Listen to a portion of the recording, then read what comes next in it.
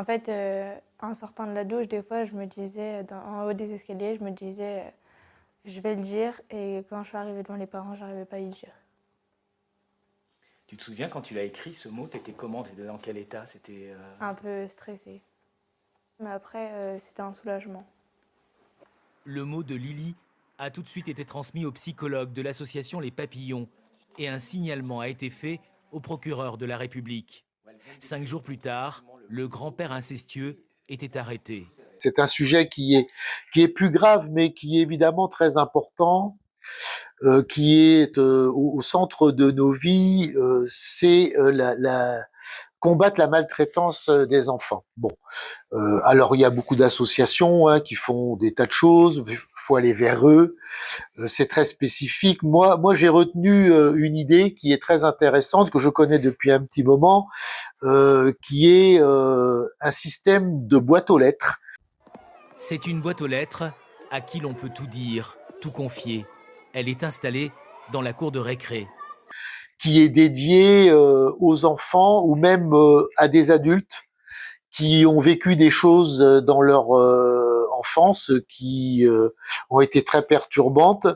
C'est un système de boîte aux lettres que l'on met devant les écoles en règle générale ou les salles de sport, qui a un accès simple, qui essaye de libérer la parole des enfants. C'est toujours très compliqué quand il y a de la maltraitance aux enfants, que ça soit de la maltraitance physique, des coups, morale ou jusque évidemment à l'inceste par exemple. C'est très compliqué que les enfants puissent parler. Et là, ça leur permet, si vous voulez, anonymement, en tous les cas pas au regard des autres, de glisser un mot dans une boîte aux lettres qui est évidemment regardée, qui est lue et qui attire l'attention de personnes formées à ces sujets. Donc je vais mettre ce système sur le Perrier, c'est très important. Alors c'est une association que l'on aura avec monsieur Laurent Boyer. Je connais le poids du silence. C'est 30 ans de survie où on tombe dans des addictions, où on a envie de se faire du mal.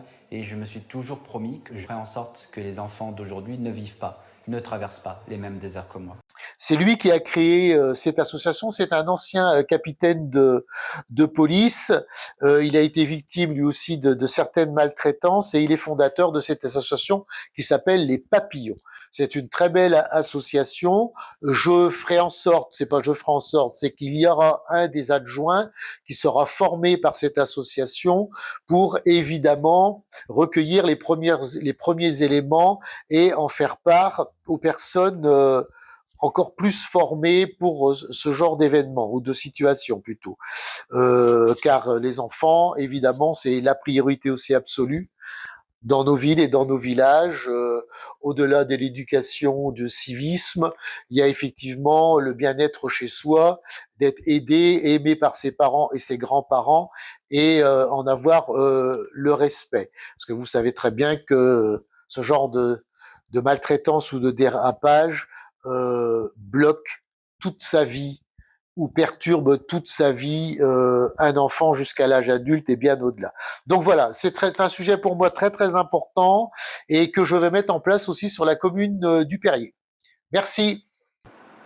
Fin septembre, le grand-père de Lily se retrouvera devant la cour criminelle de l'Ain.